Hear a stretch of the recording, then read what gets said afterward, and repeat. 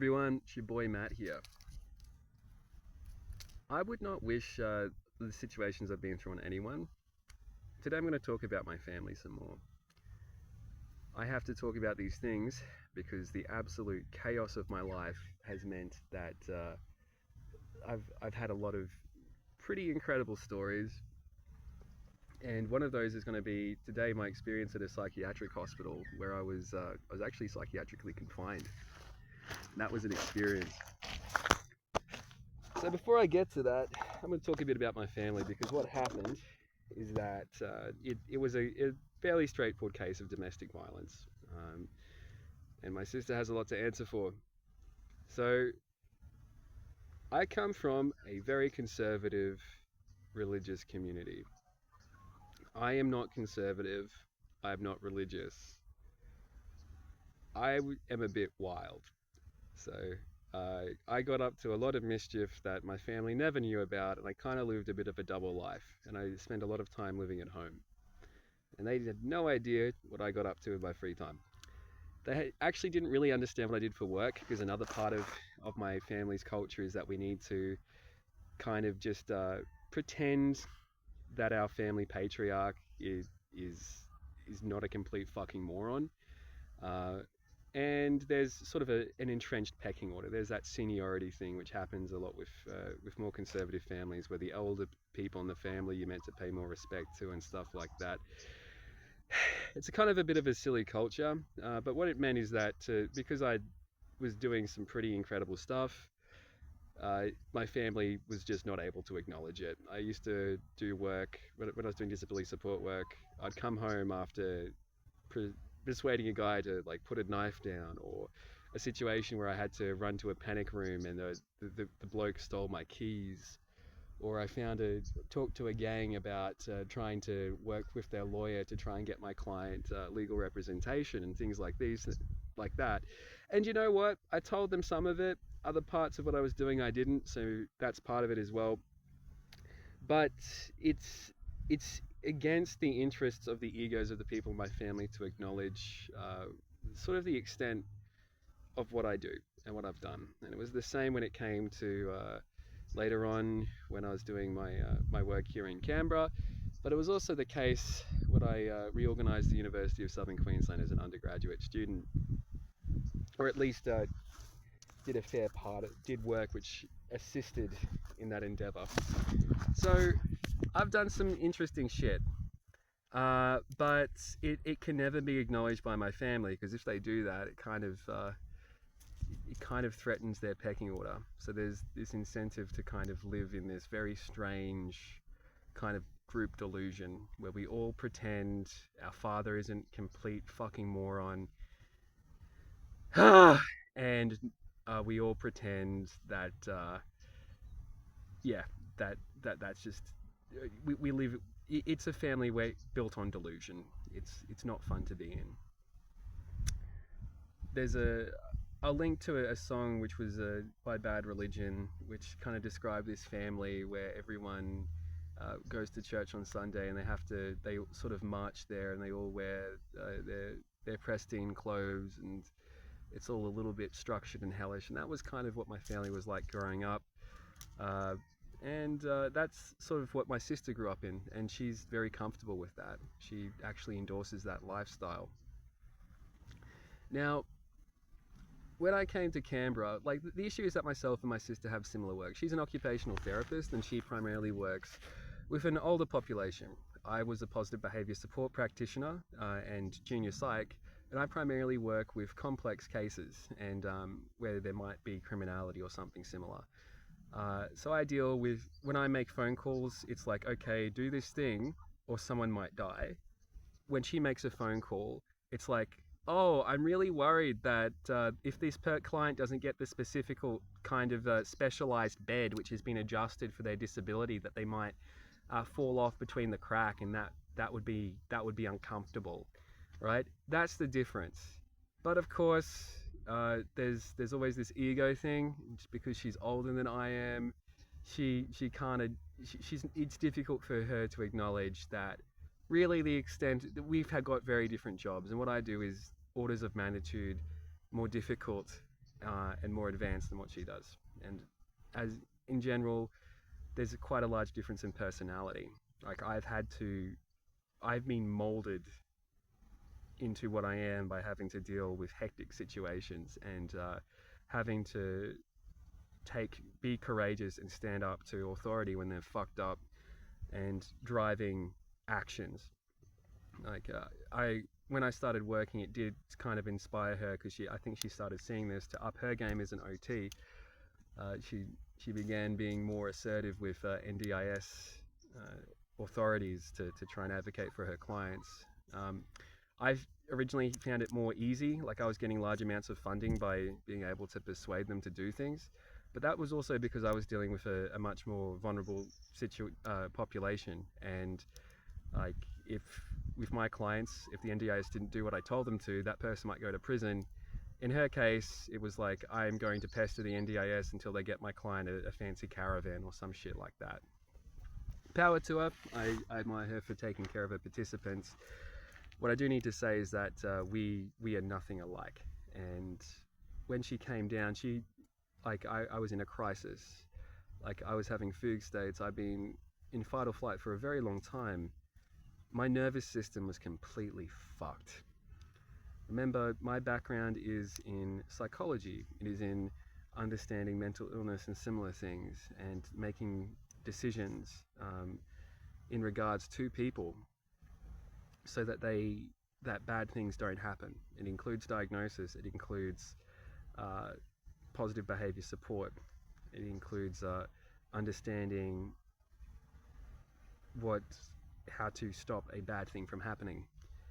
Now, Lynette's, that's my sister's name, background is different. What she does is that she will do functional assessment. She'll be like, okay, this is what we can do to help this person get out of bed because they've previously have a back injury, or this is how they can now shower and scrub themselves, seeing as they no longer have hands, or something like this.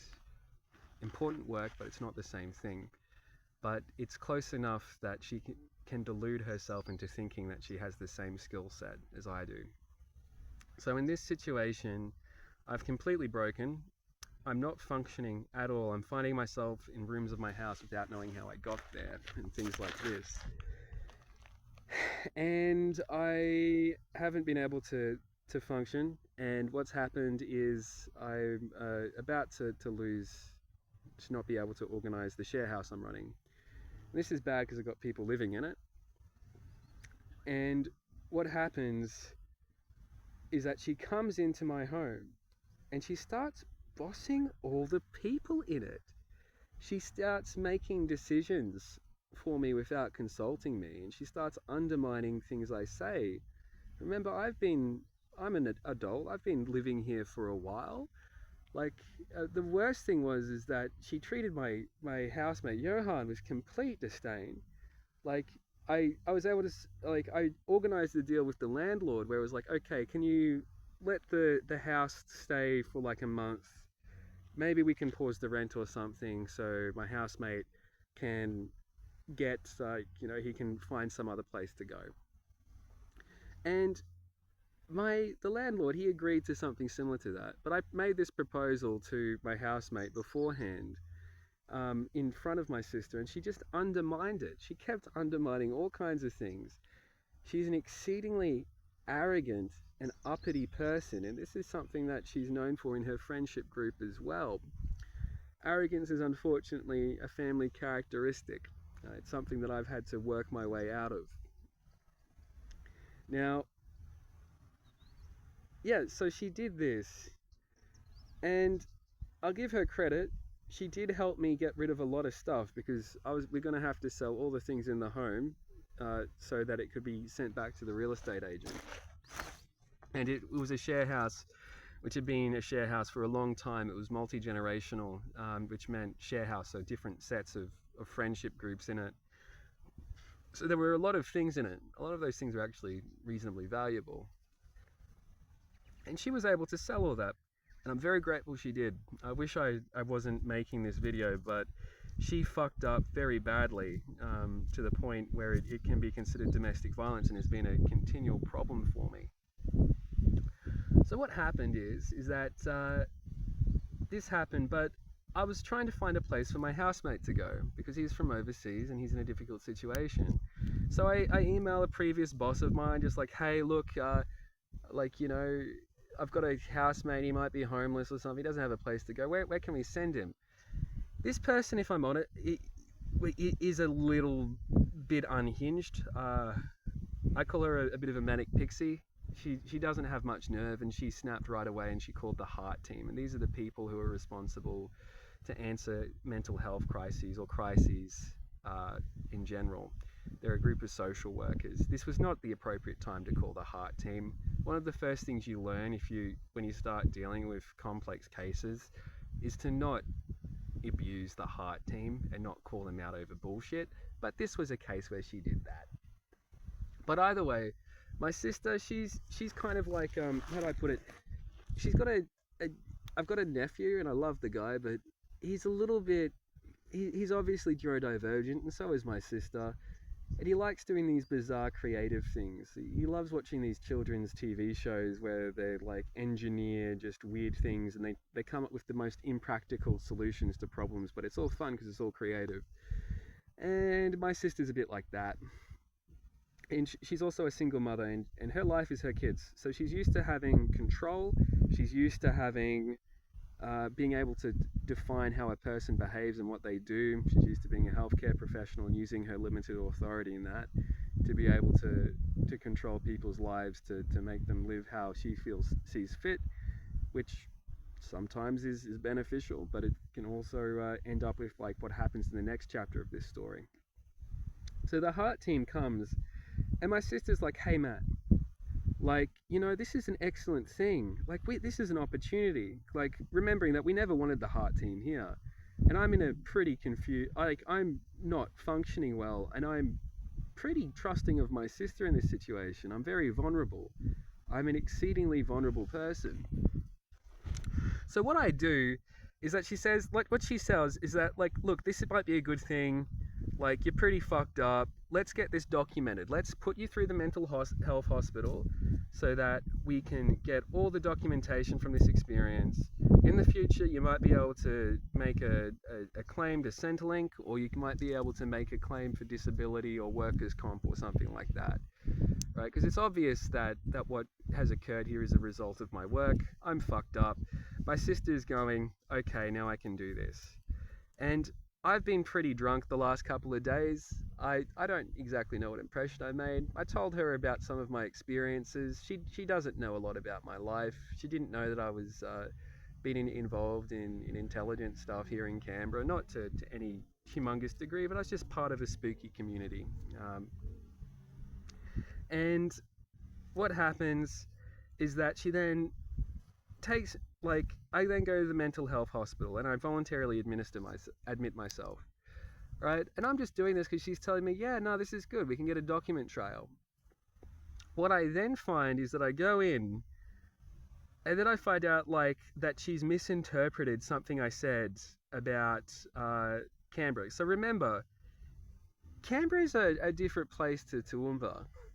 Like, I have people work for different government departments, and I think I mentioned something and it gets her very excited. I think I mentioned something about some intelligence thing. And remember, this is just people's jobs. Like, people just have those jobs here. Like, it's people, they go to work in an office, right? They're in the fucking HR department, right? They're fucking plugging away at the keyboard. They're putting pay slips through. It's just that their agency has a couple of fancy letters in it. That's Canberra. It's not that exciting a lot of the time. Now anyway, but she's from Toowoomba, and she thinks of the world in a very rigid way. That's a personality characteristic she has. So I find out that she said, like, I don't think a lot of the things you say are true. Right? And I'm like, oh, I see what's happened here. And the worst thing is that the first time I went there, they tried to sedate me. And I found out later on that this is what they just did with everyone. They gave everyone a sedative, and they didn't tell them it was a sedative. Because I saw another guy get really angry about this. I wasn't the only one who did this. there's a lot of malpractice which occurs there at the Canberra Adult Mental Health Unit at the hospital in Phillip. It's near Phillip. It, overall, people who can be classified as mentally ill, they're not able to say, I don't want to be here, or, uh, or advocate on their own behalf. They're kind of, and in that situation, you are very vulnerable to horrific behaviour. And the adult mental health unit in Canberra it's actually very disturbing. People should not be okay with what goes on there, and I'm going to continue describing my experience. So I realized this, and then I'd pat my sister on the back. I said, I'm going to discharge myself, all right? And she loses control now. Remember, she's used to being a single mum. She's come here, she started bossing everyone around. She's used to being in control, and all of a sudden she's not in control anymore. And she can't handle that. She cannot handle it one bit. So she goes to the psychiatrist. She says a whole lot of lies. And I think she's also, she has never been honest with herself about our family, about how who I am compared to her, that I've really achieved a shit ton more than she has whilst being in the field, in a similar field to her for a much shorter period of time. She can't, a large part of this is that she just can't handle it. And what happens is, like, she gets me psychiatrically confined based on a lot of lies. And I then have to go through a court proceeding where I prove my sanity, which was very difficult, but I fucking did it. And in a different video, I'm going to describe my time in that hospital and some of the crazy bullshit which I had to deal with. Because when you are a vulnerable person, you're really at the mercy of other people's malevolence and incompetence. And remember Michael's law, if you are sufficiently incompetent, you will not know the difference between your incompetence and your malevolence. And you won't know what competence is. You won't know what where your behavior is coming from. And that's what I had to deal with a fair bit while I was in that unit. It's very interesting being a person who works in mental health and having been at the receiving end of abuse at a mental health hospital, or even being in one.